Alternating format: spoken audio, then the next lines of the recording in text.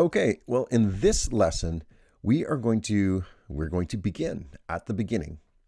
And where we're going to begin is to talk about the journey of alchemy and what we call the real you.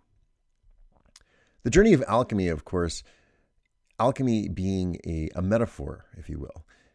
Now, in the world, as just overall, alchemy basically has been understood to be the process of turning lead into gold. That's how most people know it, and that's how most people will refer to it. But what we're really doing in alchemy is taking something of a lesser value and transforming it or transmuting it into something of a higher value. Okay? And the lead into gold, as the story goes, is an alchemist could really only transform lead into gold if they went through their own purification process. So the ones in ancient times that could actually turn this lead into gold from a physical standpoint, well, it's been said that the reason why they could do that is they actually put themselves through a level of transformation inside themselves. And the paradox was that they could actually only transmute the lead into gold when they no longer desired the gold, if you will. So they could still do it, they could still use the gold, but they wouldn't have a coveted feeling, they wouldn't have a greed feeling around it. And so the process basically we've broken it down into 4 parts. So the first part is what we call the initiate level, and that's the level that this program is focusing on. And then as we go along and as we get more in tune with all the information and using it and exploring it and deepening into it, then what's going to happen is then we're going to get up to the novice level. And after the novice level, we'll get up to the adept level. And what we're really after is, of course, to get to the mastery level. Like I said, in this program, we're going to be aiming at this level, the initiate level. And this level is really all about exploring and cultivating the real you. So if you're anything like me, you might be asking, who is this real you? Who is this real me, if from your own perspective? Well, this is a good question. Now, contrary to a lot of training out there, including actually how I used to train, and what I used to say is that we would actually keep revealing the layers until the real you emerged. And there is some truth to that. But my mistake early in my coaching career was more coming from the perspective that there was actually some kind of version of the perfect you that was kind of hiding away and been squirreled away and been hiding from the world. And maybe you can feel this, like, this real me, if I was living the real me, this perfect version of myself, I would have this or that or this or that. But here's what I'm going to tell you. What I finally realized was that idea is not in harmony with the laws of the universe. It's very seductive. It really makes you think that, man, there's some destination to get to. But in reality, there is no perfect you. Just like there is no perfect universe. The universe is already perfect in a sense. It's already doing its thing. It already has all the parts that it needs currently, but it's always creating new parts and it's always destroying others. That is the nature of the universe. So this idea that there's some kind of perfect you needs to be quelled. And in fact, what I would state is that perfection is the lowest standard. Perfection is the lowest standard. So if you're dealing with, elements of perfection, the reason why it's considered the lowest standard, which I'm sure if you're dealing with perfectionism doesn't occur to you because you always think that it's this high bar, but it's actually the lowest standard because you ensure yourself that you fail. If you're looking to strive towards having something be perfect, well, the reality is that perfection doesn't exist except in this moment. So this moment is perfect. And what you do at this moment makes all the difference. So this idea that we're going to strive toward and not do something or not release it until it's perfect is not it's just not in harmony with the universe's laws. So we want to be able to get past this, and it'll take some effort and it'll take some thought. Okay, but mostly it's going to take action. And one of the things you really need to engage with is that the real you, the one you want to be, is the one that you choose. Oh, got a little spelling mistake there. Oh, no, that's not right.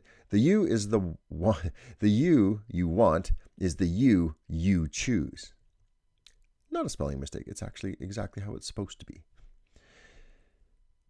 Now, what this means is the real you is the you who falls in love with the art and science of what I call evergreen transformation. What does that mean? What does evergreen transformation mean? It means exactly kind of what you think it means. The statement, or the word evergreen, of course, is drawn from nature, just like evergreen trees. So evergreen trees, right, they don't lose their leaves, right, their needles. They're always green, right? So they're always doing what they don't change from the inside, if you will, and from the outside from season to season. They always sort of look the same, but they're always going through their own transformation as well. They're always growing. They're always, pollinating in the right season, all of this kind of thing. So the evergreen refers to just being ongoing. Okay. When we talk about something being evergreen, we talk about being ongoing. And transformation, of course, is indeed changing the appearance of. And ultimately, there's a step past transformation, which is transmutation, but we're not going to talk about it really much in this course. But what we really want to do is engage with this idea that the real you is not the one who's trying to get somewhere. The real you isn't the one who's trying to create this perfect version of yourself. The real you is the one that falls in love with the art and the science of transformation in an evergreen sense. If you can really get this and you really contemplate this and you really start integrating it into your psyche, what you're going to find is all of these ideas of perfectionism and not being good enough, and all of these things will start sliding away. Quite frankly, this slide is probably one of the most important slides that you can engage with in the entire course. There's lots of great information and there's lots of stuff that's going to help you in this course.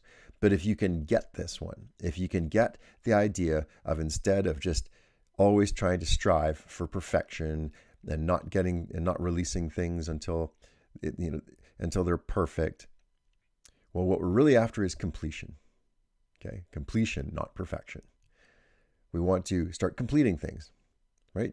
You write a song or whatever, you write it and you complete it. And then you move on. You do your best.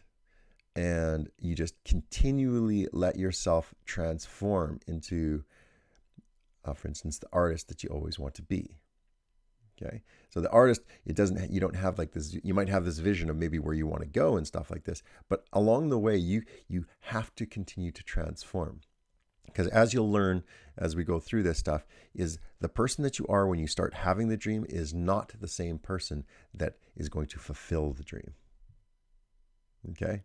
I'll say that again. The person that begins to have the dream is not the same person you're going to be when you fulfill the dreams, because you're going to have to transform. And that's the beauty of everything. That is being in harmony with nature's law. So what we're really doing here is we're looking at the real you is actually alchemical. Okay, the real you is the one that's transforming from one type of value source to another. It continually emerges. So we're going to let go of any of these ideas of static. We're even going to let go of the idea of balance. And I'll begin to explain that later, because everyone's talking about my life is just out of balance. But when you think about something being in balance, like a stick on a fence or something like that, well, it may be really cool when it's in balance, but as soon as something dynamic happens around it, that balance has a tendency to be disrupted. So we're going to explore something different at a different state, at a different time in this course. But what we really want to do is make sure that the real you choose this, right? You choose the real you is constantly in the process of evergreen transformation. You're constantly working with yourself to increase your experience, to increase your wisdom, all of these things, and it's never going to end. Okay? Because you might be saying, I might be happy. I'm going to be happy when. But what we really want you to get to is you want to fall in love with the art and the science of transformation. And then what you'll find is happiness begins to emerge because you're enjoying the idea of who you're becoming and what you need to go through to become that. It's not always, totally fun and comfortable. And in fact, you got to stretch, right? If you look at it from the universal laws perspective, there's a lot of energy that's going on when, a nebula is being created or something, and a new star is being created, or a new star is being destroyed, or an old star is being destroyed. You will notice that there's a whole lot of energy that goes into that. And some of the pictures that we have from the Hubble telescope and stuff will let you know that it's also quite a beautiful thing. Okay? But sometimes it doesn't feel that way when you're in the middle of it. So that's why you have someone like me and this course to help you navigate through that and understand that you aren't, going crazy or anything like this. You are simply transforming from one version of yourself to another, and you will have many, if we do this right, we will have many versions of yourself between now and the day that you depart from this plane. So let's get on it. So in summary, just know this: the real you, what we're calling the real you, must choose the transformation. You have to choose it. You have to want it. You have to choose the transformation. You have to say, you know what?